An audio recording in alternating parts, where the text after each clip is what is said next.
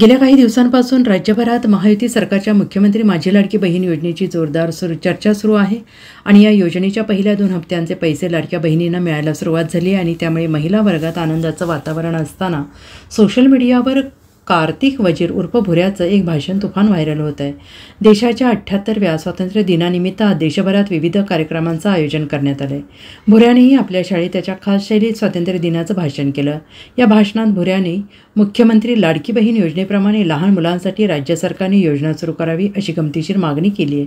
सरकारी योजनांमुळे तरुण मुलांमध्ये निर्माण होणाऱ्या आळशीपणाच्या समस्येवर या भाषणातून भुऱ्याने तिरकस पद्धतीनं भाष्य केलं आहे आणि त्यामुळे हे भाषण सध्या सोशल मीडियावर तुफान व्हायरल होत आहे।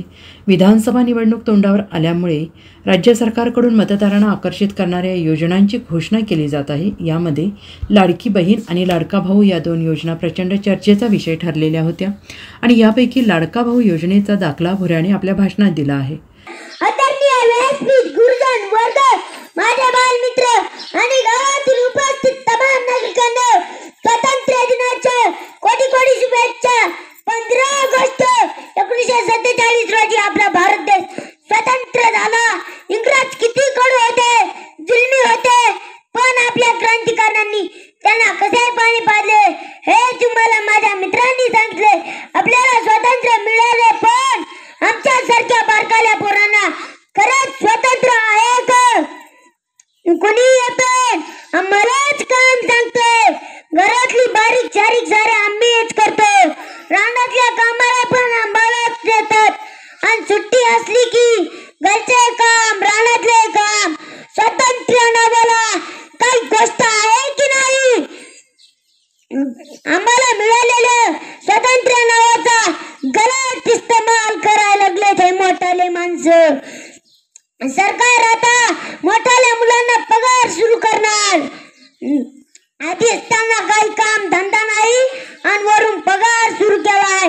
दिवसभर मोबाईल चिवडत बसतील, पुढे काही पाणी काय बसतील। मोबाईलवर गेम खेळून त्यांचे डोके हँग झाले। आता तर त्यांना वरून पगार सुरू केलाय। आता तर ते रानात पण काम करणार नाही। मग आम्ही बारकाल्या पोरांनी सरकारचं काय गोळा मारलं? आम्हाला पगार सुरू करा, आम्हाला खर्चा पाण्याला पैसे लागतात, आम्हाला खर्चा पाण्याला पैसे लागतात। सरकारने एक बारीक सारीक लाडक्या लेकरू योजना आणावी आणि सरसकट बारकाल्या मुलांना पगार सुरू करावा।